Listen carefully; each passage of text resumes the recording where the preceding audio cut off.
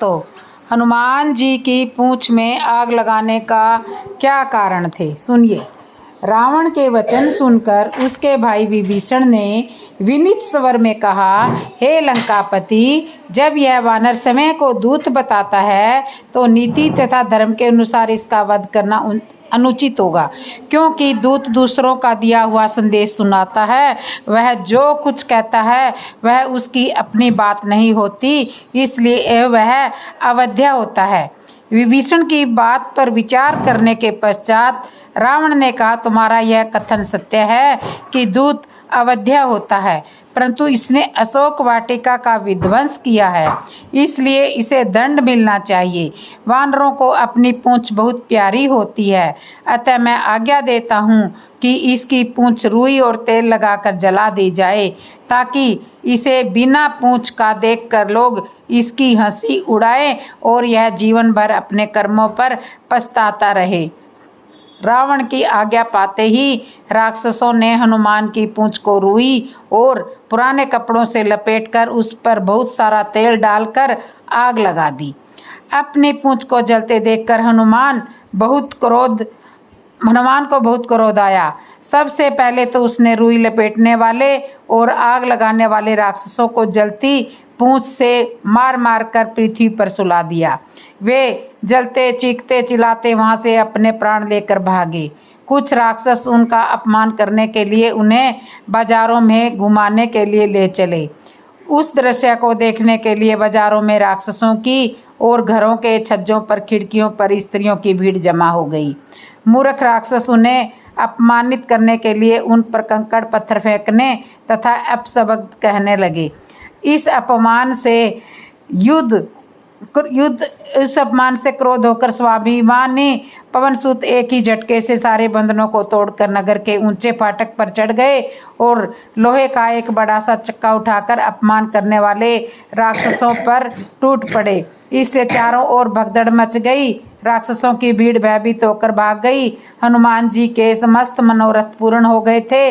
वे विचार करने लगे, मैंने अशोक वाटिका को नष्ट कर दिया, बड़े बड़े राक्षसों को मैंने वध कर दिया और रावण की काफ़ी बड़ी सेना का मैंने संहार कर दिया, तो फिर लंका के इस दुर्ग को भी क्यों न ध्वंस कर देता हूँ।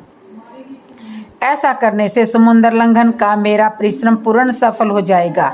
मेरी पूंछ में जो ये अग्निदेव दीप्यमान हो रहे हैं, इन्हें इस श्रेष्ठ ग्रहों की आहुति देकर तृप्त करना ही न्याय संगत का जान पड़ता है। ऐसा सोचकर वे जलती हुई पूंछ के साथ लंका की ऊंची ऊंची अटकिलाओं पर चढ़ गए और विचार करने लगे।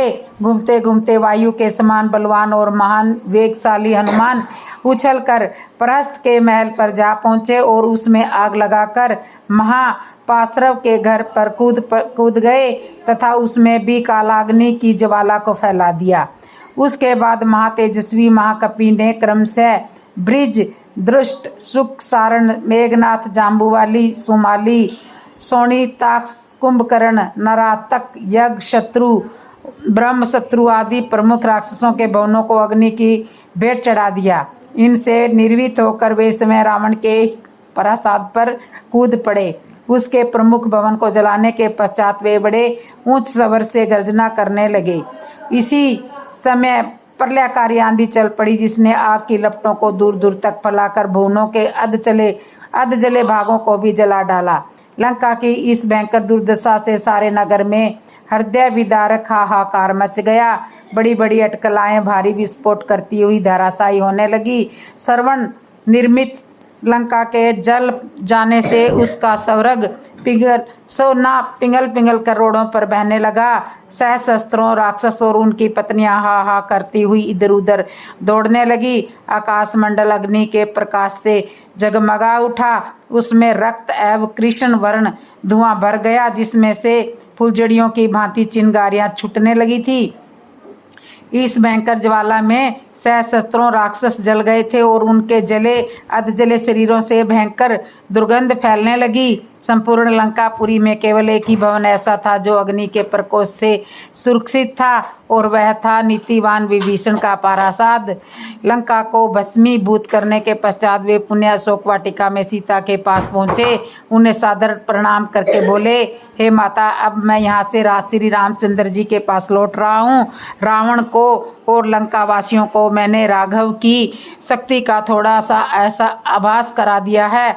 अब आप निर्भय होकर रहें। अब शीघ्र ही रामचंद्र जी वानर सेना के साथ लंका पर आक्रमण करेंगे और रावण को मारकर आपको अपने स्थान ले जाएंगे। अब मुझे आज्ञा दे ताकि मैं लौटकर आपका शुभ संदेश श्री रामचंद्र जी को सुनाऊं, जिससे वे आपको छुड़ाने की व्यवस्था करें। यह कहकर और सीता जी को धैर्य बंधाकर हनुमान अपने कटक महल की ओर चल पड़े। जनक नंदनी से विदा लेकर तीव्र वेग से विशाल सागर को पार करते हुए हनुमान जी वापस सागर के उस तट पर पहुँचे जहाँ असंख्य वानर जामवंत के साथ और अंगद के साथ उनकी प्रतीक्षा कर रहे थे, आंखें बिछाए बैठे थे। अपने साथियों को देखकर हनुमान ने आकाश में ही भयंकर गर्जना की, जिसे सुनकर जामवंत ने प्रसन्नतापूर्वक कहा, मित्रों, हनुमान की इस गर्जना से प्रतीत होता है कि वे अपने उद्देश्य में सफल होकर आए हैं। इसलिए हमें खड़े होकर उनका हर्ष ध्वनि के साथ उनका स्वागत करना चाहिए। उन्होंने हमें यह सौभाग्य प्रदान किया है कि हम लौटकर रामचंद्र जी और वानर राज सुग्रीव को अपना मुख दिखा सके। इतने में ही हनुमान ने वहां पहुंचकर सबका अभिवादन किया और लंका का समाचार कह सुनाया। जब सब वानरों ने सीता से हुई भेंट का समाचार सुना तो उनके हृदय प्रसन्नता से भर उठा और वे श्री रामचंद्र जी तथा पवन सुत की जय जयकार से वातावरण को गुंजायमान करने लगे। इसके बाद वे लोग हनुमान को आगे करके सुग्रीव के निवास स्थान पर सवर्ण पर्वत की ओर चले। मार्ग में वे मधुबन नामक वाटिका में पहुंचे, जिसकी रक्षा का भार सुग्रीव के मामा दधिमुख पर था। इस वाटिका के फल अत्यंत स्वादिष्ट थे और उनका उपयोग केवल राज परिवार के लिए सीमित था। अंगद ने सब वानरों को आज्ञा दी कि वे जी भर कर इन स्वादिष्ट फलों का उपयोग करें। आज्ञा पाते ही सब वानर उन फलों पर इस प्रकार टूट पड़े जैसे लूट का माल हो। अपनी क्षुधा निवारण कर फिर कुछ देर आराम करके वे सब सुग्रीव के पास पहुँचे और उनसे सारा वृत्तांत कहा। समस्त वृत्तांत सुनने के पश्चात सुग्रीव सभी आगत वानरों सहित विचित्र कानों से सुशोभित परसवर्ण पर्वत पर श्री रामचंद्र जी के पास गए। करबंद हनुमान ने रामचंद्र जी को सीता जी का समाचार देते हुए विनयपूर्वक कहा, प्रभु, रावण ने जानकी जी को क्रूर राक्षसियों के पहरे में रख छोड़ा है, जो उन्हें नित्य नई नई विधियों से त्रास देती है और उनका अपमान करती है। यह सब कुछ मैंने समय देखा है। वे केवल आपके दर्शनों की आशा लेकर ही जीवित रहकर यह दुख सहन कर रही है और अपमान सहन कर रही है। उधर रावण निरंतर उसके पीछे पड़ा हुआ है। वे अपने अस्तित्व की रक्षा के लिए सदा भयभीत रहती है। इतना कहकर हनुमान ने सीता के द्वारा दी गई दिव्य चूड़ामणि श्री राम जी को देते हुए कहा, नाथ, मैंने उन्हें आपका संदेश सुनाकर आपकी मुद्रिका दे दी थी। उन्होंने यह अपनी निशानी आपको देने के लिए दी है। सीता का संदेश पाकर श्री राम अत्यंत प्रसन्न हुए और उन्होंने उठकर पवन सुत को अपने हृदय से लगा लिया। वे बोले, हे अंजनी कुमार, सीता का संदेश मुझे विस्तार पूर्वक सुनाओ। उसे सुनने के लिए मेरा हृदय व्याकुल हो रहा है। राम का संदेश पाकर हनुमान कहने लगे, हे राघव, वे दिन रात आपका ही स्मरण करती रहती है। उनके नेत्रों के समक्ष केवल आपकी छवि रहती है। उन्होंने संदेश भेजा है कि रावण ने मुझे 2 मास की अवधि दी है। इस अवधि में आप मुझे उनके हाथों से आवश्यक मुक्त करा दें। यदि इन 2 मासों में आप मुझे मुक्त न करा सके तो मैं अपने प्राण त्याग दूंगी। आप तीनों लोगों के जीतने की सामर्थ्य रखते हैं और आपकी अपूर्व क्षमता में मुझे अटल विश्वास है। रावण को परास्त करना आपके लिए कोई कठिन काम नहीं है, अतः शीघ्र आकर इस दासी को बंधन से मुक्त कराएं। पवन सुत की बात सुनकर तथा उस दिव्य चूड़ामणि को देखकर श्री रामचंद्र जी शोक सागर में डूब गए और उनके नेत्रों से अश्रुओं की धारा प्रवाहित हो चली। फिर कुछ संयम रख कर वे सुग्रीव से बोले, हे वानराधिपति, जिस प्रकार दिन भर की बिछड़ी हुई कपिला को अपने बछड़े की आहट पाकर उनसे मिलने के लिए आकुल हो जाते, उसी प्रकार इस दिव्य मणि को पाकर मेरा मन सीता से मिलने के लिए अधीर हो गया है। आपकी उसकी कष्ट की गाथाओं को सुनकर मेरा हृदय और भी विचलित हो गया है। मुझे विश्वास है कि यदि सीता 1 मास भी अपने रावण से अपनी रक्षा करती हुई जीवित रह सकी तो मैं उसे अवश्य ही बचा लूँगा। मैं उसके बिना अधिक दिन तक जीवित नहीं रह सकता। तुम मुझे शीघ्र लंका ले चलने की व्यवस्था करो। अपनी सेना को तत्काल तैयार होने की आज्ञा दो। अब मेरे बाण रावण के प्राण लेने के लिए तर्कस में उकला रहे हैं। रावण का वध क्यों और किसने किया? वध क्यों और किसने किया, जानिए। विभीषण को इस प्रकार विलाप करते देखकर श्री राम ने उसे समझाया, हे विभीषण, तुम्हें इस प्रकार शोक नहीं करना चाहिए। रावण असमर्थ होकर नहीं मरा है, उसने प्रचंड पराक्रम का प्रदर्शन किया है। इस प्रकार क्षत्रिय धर्म का पालन करते हुए मरने वालों के लिए शोक नहीं करना चाहिए। युद्ध में सदा विजय ही विजय मिले, ऐसा पहले भी कभी नहीं हुआ। यह सोचकर उठो और संयत मन से प्रेत कर्म करो, मैं इसमें तुम्हें पूरा सहयोग दूंगा। बैर जीवन काल तक ही रहता है, मरने के बाद उस बैर का अंत हो जाता है। इसलिए यह जैसा तुम्हारा स्नेह पात्र है उसी तरह मेरा भी स्नेह पात्र है। रावण की मृत्यु का समाचार सुनकर मंदोदरी सहित उसकी सभी रानियां शोकाकुल होकर अतःपुर में निकल पड़ी। वे चीख चीख कर विलाप करने लगी। हाय आर्य पुत्र, हाय नाथ पुकारते हुए वे कटी हुई लताओं की भांति रावण के मृत शरीर पर गिरकर हाहाकार करने लगी।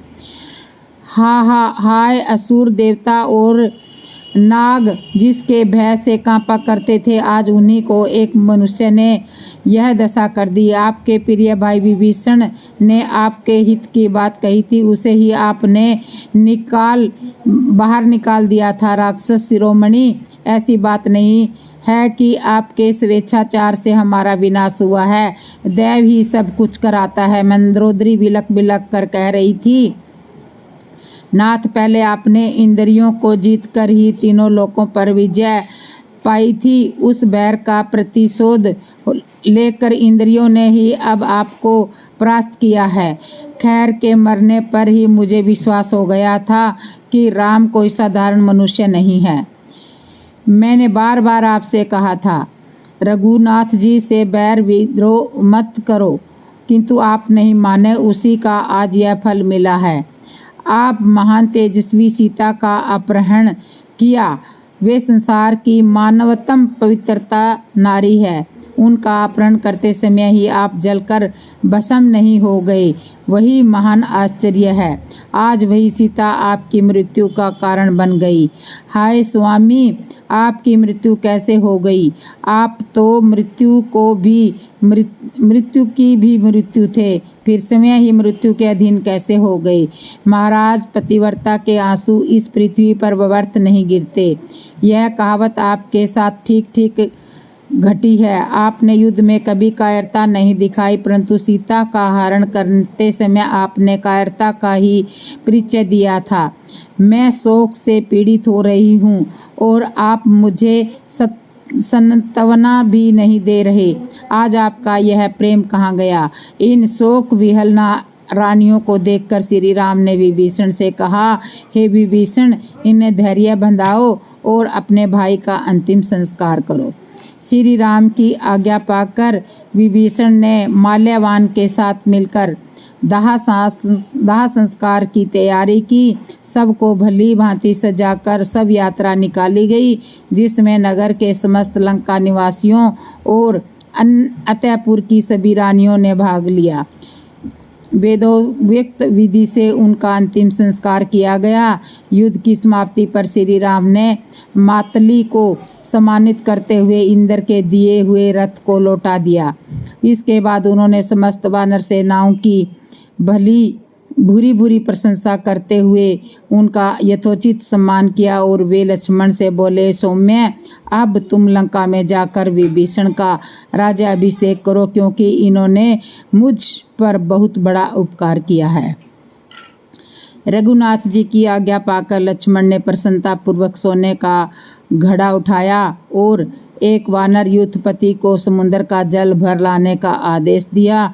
उन्होंने लंकापुरी में जल से भरे उस घट को उत्तम स्थान पर स्थापित किया। फिर उस जल से विभीषण का वेदोक्त रीति से अभिषेक किया। राज सिंहासन पर विराजमान विभीषण उस समय अत्यंत तेजस्वी प्रतीत हो रहे थे। लक्ष्मण के पश्चात अन्य सभी उपस्थित राक्षसों और वानरों ने भी उनका अभिषेक किया। विभीषण को लंका के सिंहासन पर अभिषिक्त देख उनके मंत्री और प्रेमी अत्यंत प्रसन्न हुए। वे श्री राम की स्तुति करने लगे। उन्होंने अपने निष्ठा का आश्वासन देते हुए दही, अक्षत, मिष्टान, पुष्प आदि अपने नए नरेश को अर्पित किए और महाराज विभीषण की जय जय, श्री राम जी की जय का उद्घोष किया। विभीषण ने सभी प्रकार की मांगलिक वस्तुएं ब्राह्मण को दे भेंट की और रघुनाथ जी के प्रति भक्ति प्रकट की।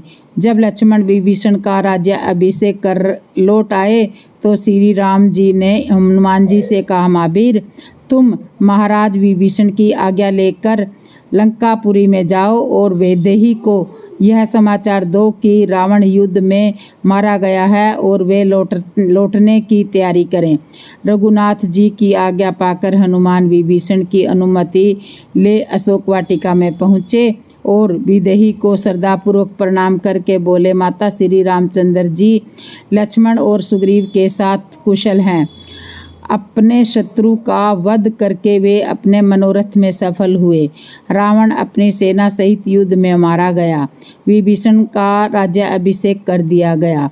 इस प्रकार अब आप निर्भय हो। आपको यहाँ भारी कष्ट हुआ। इन निशाचारियों ने भी आपको कुछ कम कष्ट नहीं दिया। यदि आप आज्ञा दें तो मैं मुक्कों लातों से इन सब को यमलोक पहुंचा देता हूं। हनुमान जी की यह बात सुनकर निशाचारियां भय से थर थर कांपने लगी, परंतु रुक्मणी करुणामयी सीता बोली, नहीं वीर, इसमें इनका कोई दोष नहीं है। ये तो रावण की आज्ञा का ही पालन करती थी। इसके अतिरिक्त पूर्व जनित कर्मों का फल तो मुझे भोगना ही था। यदि फिर भी इन दासियों का कुछ अपराध हो तो उसे मैं क्षमा करती हूँ। अब तुम ऐसी व्यवस्था करो कि मैं शीघ्र प्राणनाथ के दर्शन कर सकूं। पवन पुत्र ने लौटकर जब दशरथ नंदन को सीता का संदेश दिया तो उन्होंने विभीषण से कहा, भाई विभीषण, तुम शीघ्र जाकर सीता को अंगराग तथा दिव्य आभूषणों से सुशोभित करके मेरे पास ले आओ। आज्ञा पाकर विभीषण ने स्वयं वैदेही के पास जाकर उनके दर्शन किया और उन्हें श्री राम द्वारा दी गई आज्ञा कह सुनाई। पति का संदेश पाकर सीता श्रृंगार कर पालकी पर बैठकर विभीषण के साथ उस स्थान पर पहुंची जहां श्री उनके पति का शिविर था। फिर पालकी से उतरकर पैदल ही सकुचाती हुई अपने पति के सम्मुख जाकर उपस्थित हो गई। तो आगे वे थी और उनके पीछे विभीषण। उन्होंने बड़े विश्रम, हर्ष और स्नेह से पति के मुख का दर्शन किया। उस समय उनका मुख आनंद से प्रातःकालीन कमल की भांति खिल रहा था। तो दोस्तों, आज की कथा को यहीं विश्राम करते हैं। आगे की कथा हम अगले भाग में सुनाएंगे। कहानी कैसी लगी कमेंट में ज़रूर लिखना।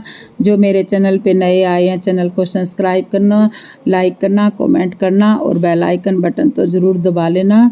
जय श्री राम दोस्तों, जय श्री राम।